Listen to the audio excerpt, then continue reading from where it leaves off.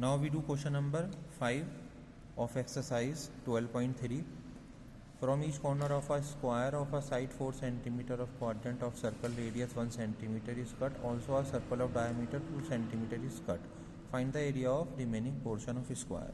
इसमें एक स्क्वायर है और ये जो बीच में सर्कल है इसका डायामीटर है 2 सेंटीमीटर, तो रेडियस कितनी हो जाएगी इसकी 1 सेंटीमीटर। और ये जो एक स्क्वायर है, स्क्वायर की जो साइड है वो है 4 सेंटीमीटर की। और ये जो 4 क्वाड्रेंट कट किए हैं इसमें इनकी रेडियस है 1 सेंटीमीटर। तो हमें क्या करना है, अगर स्क्वायर के एरिया में से इस सर्कल का एरिया जो मिडिल में है और ये 4 क्वाड्रेंट इनका एरिया माइनस कर दें तो आपका शेडेड रीजन का एरिया आ जाएगा।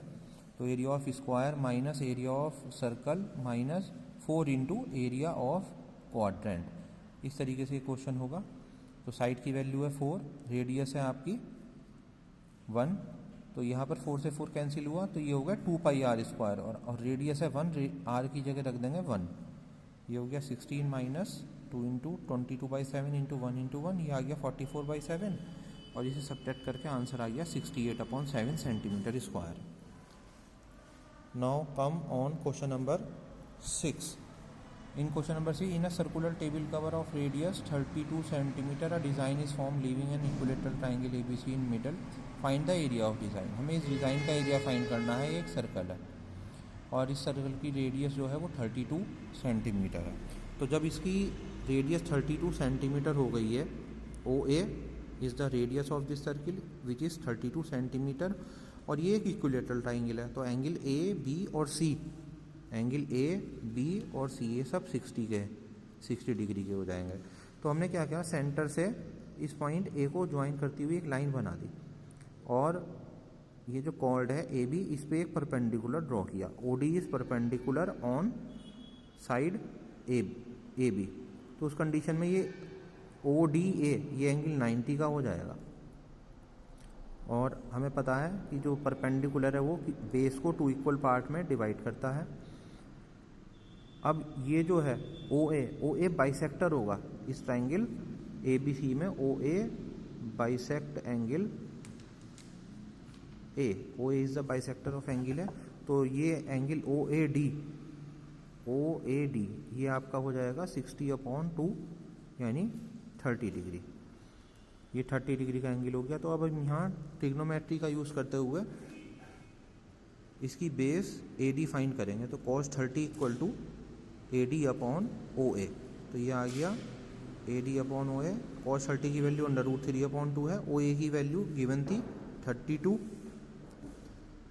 तो AD की वैल्यू आ गई 32 √3/2। 2 ने 32 को कैंसिल कर दिया, 16 √3। तो ये जो AD है इसकी वैल्यू आ गई 16 √3। अब हमें AB फाइंड करना है क्योंकि ये OD बाइसेक्टर था, OD bisect the base AB, तो इसलिए AB is double of AD। AB is 2 times of AD, तो AB डबल होगी AD की। तो 2 इंटू 16 √3, आपका AB की वैल्यू आ गई 32 √3। इस तरीके से हमने इस ट्राइंगल की साइड फाइंड कर ली 32 √3। नाउ अभी शेडेड पार्ट का एरिया आप कैसे फाइंड करेंगे, सर्कल के एरिया में से इस ट्राइंगल का एरिया माइनस कर देंगे तो शेडेड पार्ट का एरिया आ जाएगा। तो एरिया ऑफ सर्कल है πr² minus area of triangle है √3/4 साइड स्क्वायर, क्योंकि ये इक्विलेटरल ट्राइंगल था। इक्विलेटरल ट्राइंगल का एरिया होता है √3/4 साइड स्क्वायर। रेडियस की वैल्यू पुट कर देंगे 32, इधर साइड की वैल्यू पुट कर देंगे 32 √3 इंटू 32 √3। 4 ने 32 को कैंसिल कर दिया, ये आ गया 8। अब 8 इंटू 32 इंटू ये दोनों √3 मिल के हो गए 3 और ये वाला √3 एज इट इज़ ये आ गया 768 √3। इधर इन्हें मल्टीप्लाई करेंगे तो आ जाएगा 22528/7। तो इस तरीके से आपका ये आंसर आ गया।